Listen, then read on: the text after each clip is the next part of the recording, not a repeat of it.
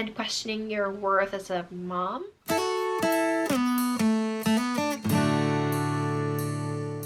Hi everyone, welcome back to my channel. If you're new here, my name is Pauline, and this is my tiny corner for first-time moms.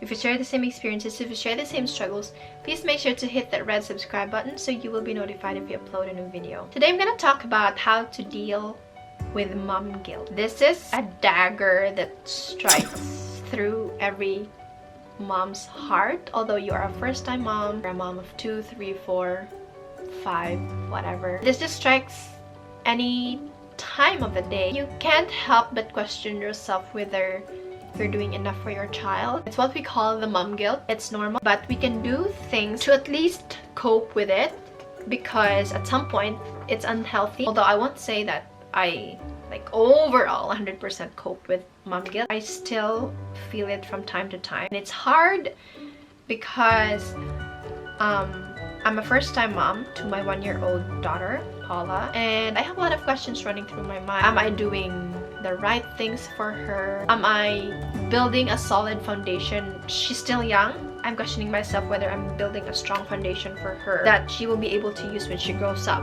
And by that I mean, am I reading enough story?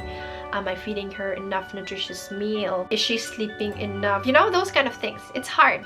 Number one that I find really very helpful is self-awareness. If you guys don't know, I have a background in psychology. I have a bachelor's degree in psychology, and I was back in the Philippines. So it's really helpful to be aware of yourself mentally, emotionally, physically. It's very important to know your limits. Of course, we all know that we are human, we have limits. We cannot fully function 24 hours a day just solely for our child. And we are not just mothers, right? We are wives, we are sisters, we are daughters, we are teachers. Also, inculcating in yourself what you are capable of. I am a woman. I was able to carry my child for 9 months within me, nurture myself. So at least being aware of the things that you can and you can't do is like a huge step to coping with mom guilt. Number 2 is acceptance. Acceptance is a little different from self-awareness, because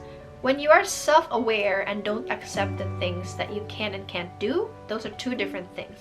Because when you start to accept the things that you can do, you started to let go of the things that you can control. You know your capabilities, so you accepted the fact that instead of doing 5 major things on a day, you can only do 3 for today.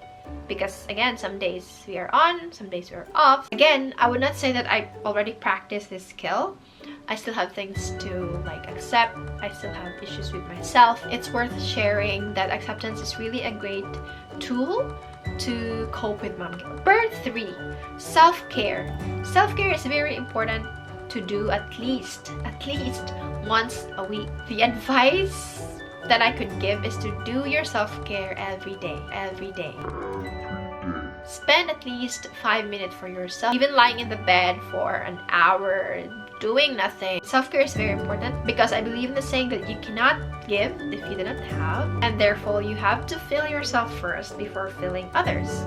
You can take care of others without taking care of yourself first, and you're not fully your utmost self that your child deserves if you are not applying self-care to yourself. And this will lead to the next thing that you can do to deal with mom guilt. Listen to some affirmation and meditation. These two really works for me, and I love to listen with affirmations and meditations. There are lots of resources on YouTube that you can look for. You have to specifically look for affirmations for moms. It basically talks about how worthy you are as a first-time mom, or as a mom in general. That what you're doing currently is enough for your children, and that you don't have to be someone else in order to be a good mom. You don't have to be perfect. No one's perfect. And meditation, it could be 5 minutes on a corner, or 1 to 2 hours in the bathroom, sitting on the tub. Next is podcast, especially if the podcasts are created by moms, because they got to share their own experiences, and it's so inspiring to listen to other moms as well. I have a great resource for you check this podcast right here. This one is from Erica from Mom Break. She's so funny. I love her so much. You should check her Instagram out. I'll put it somewhere on the screen. She has a podcast. Basically, it talks about normalizing that motherhood is hard in general. And what's great about podcasts is that you can listen to this while you are watching your baby over or while you are doing other chores. Number 6 is to follow and filter mom Instagram or YouTube channels to absorb this reality instead of the picture perfect that you've seen somewhere on Instagram. Although there's nothing wrong with following them, because from time to time it's also great to see other moms thriving in their motherhood journey. The following accounts that I'm gonna put here are great accounts to follow. They also post funny things about motherhood, which is, you know, inspiring. Number 7 is having some mom friends that shares common beliefs, stories, and experiences. If you don't respect each other's differences while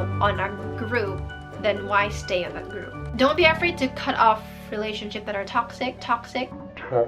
I'm not licensed to give some advice, and therefore all of these that I'm talking about are all of my experiences, all of the things that worked for me. Seeking a professional help through a therapist. I haven't tried this one yet, but absolutely it would be a great thing to do. If all else fail, you can go visit a therapist. And I think it's very helpful because a therapist is outside of your circle. You can trust this person and at the same time build boundaries. They are the best person to talk to about these, and they were tailored therapies and, you know, programs for you to, you know, depending on your situation. The last but not the least, which I am also struggling still, is to not feel guilty at all. It takes a lot of time to practice and get used to not feeling guilty and questioning your worth as a mom. The first time that I was away from my daughter was 2 hours. I went for a driving school to get my license. I kept on thinking Paula, whether she's okay with her, although she was with her dad. And a little, you know, time for yourself is not something that will do harm to your baby. As long as you leave your baby to someone that you trust, that again shares common interest, common beliefs, she's in safe hands, and that you can do your thing, and eventually you can get into the habit of slowly removing the baggage of guilt into your heart, and, you know, eventually coping up with mom guilt. So those are the tips and things that you can do to deal with mom guilt. If you learn and enjoy something from this video, please give it some thumbs up, share, like, comment, subscribe. I really needed the support. Again, this is Pauline. Thank you so much for watching, and I'll see you in the next one. Bye!